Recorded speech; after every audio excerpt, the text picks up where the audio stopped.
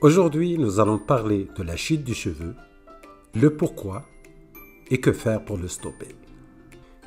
Comme si un jour tu te regardes dans le miroir et tu vas dire « Qu'est-ce qui m'arrive à mes cheveux ?» Tu vois tes cheveux qui perdent de la quantité et du volume. Eh bien, il y a deux raisons principales. Une des raisons est que vous avez un taux élevé de ce qu'on appelle le 5-alpha réductase. Le 5-alpha réductase est un enzyme qui convertit la testostérone en une forme plus puissante qui s'appelle le DHT, ce qui définitivement brûle les follicules pileux. La deuxième raison, c'est l'androgène, qui n'est pas nécessairement causé par l'augmentation de cette enzyme, mais tout simplement parce que vous avez le taux d'androgène élevé.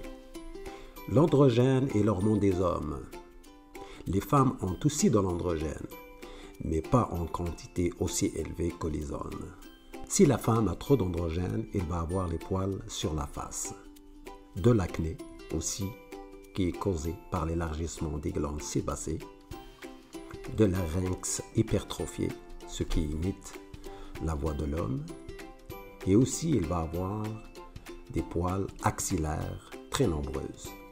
Alors, comment peut-on réduire le 5-alpha réductase, cette enzyme qui produit l'augmentation de DHT, et aussi comment réduire le taux d'androgène?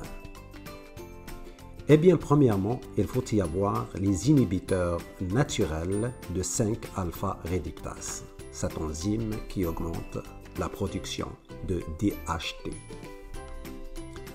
Le zinc. Le zinc est placé dans le haut de la liste. Le zinc est aussi essentiel pour votre système immunitaire. Si vous souffrez d'alopécie, qui est une maladie auto-immune, le zinc est très important dans ce cas. Vous ajoutez également de la vitamine D en grande quantité. Ensuite, en ce qui concerne l'androgène, comment peut-on réduire et normaliser l'androgène? Chez une femme qui souffre par exemple de PCOS, la plus grande cause est l'augmentation de l'insuline dans le sang.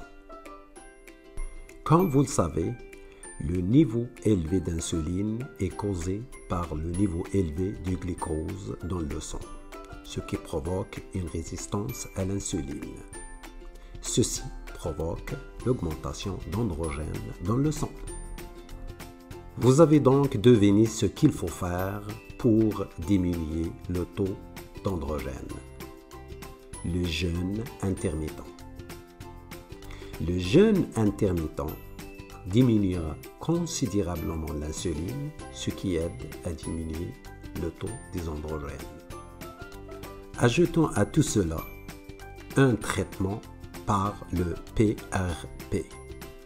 Le PRP donne la vie à vos cheveux, les rend volumineux et en bonne forme.